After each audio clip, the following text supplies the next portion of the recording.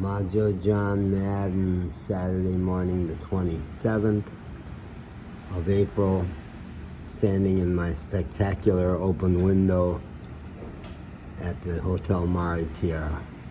This window, this is all an open window. It's as tall as I am and looks out at this spectacular view of the moon and the bay.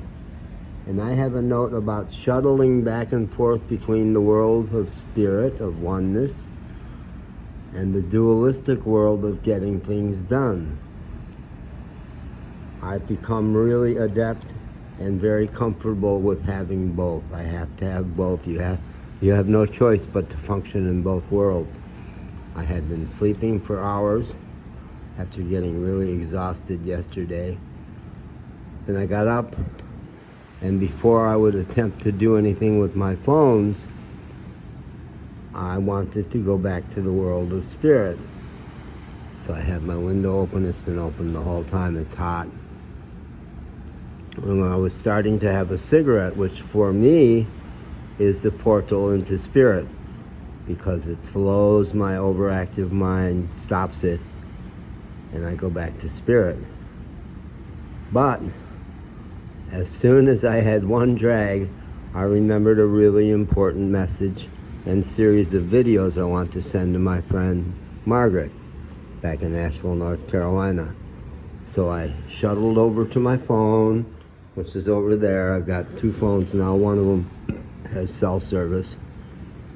And made a note to Margaret and came back to my cigarette, which was perched here, still burning, barely burned down, and proceeded to go back into spirit.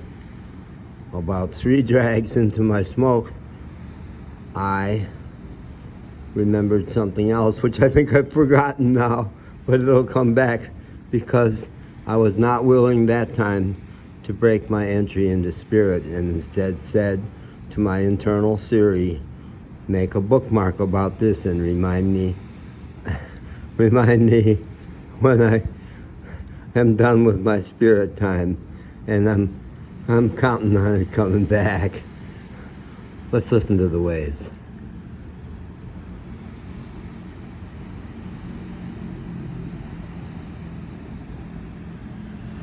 Not many cars on the one big road that goes through the whole Faro district, the marina here, all the way up, down, south to Boca Del Rio, where there's the Playa La Bamba. That means a lot to me, and I'm very much looking forward to getting back to Punta Azul Hotel with my dear friend Luis Cordoba, who runs the restaurant there.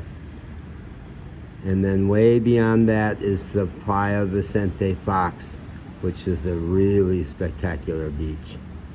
All these are available to me now after 7 weeks up in the mountains, back in Veracruz. And we'll listen to the waves again.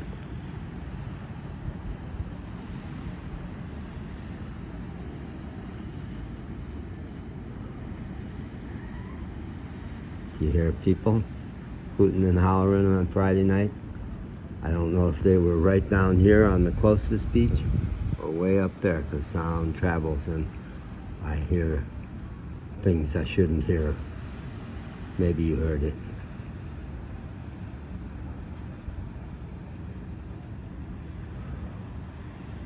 So happy to be back in Veracruz, and under Sister Moon, a god controls the world of nighttime, of dark.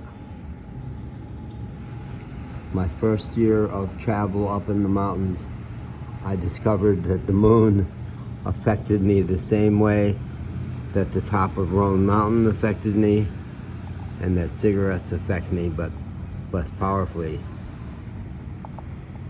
I would find often that at night, under the moon, I could not think coherent human thoughts.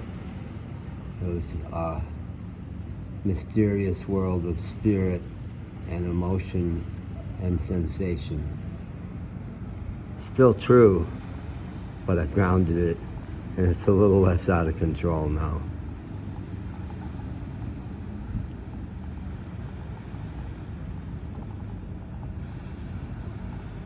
In the dark, you can't see Isla Sacrificios out beyond that big breaker down there.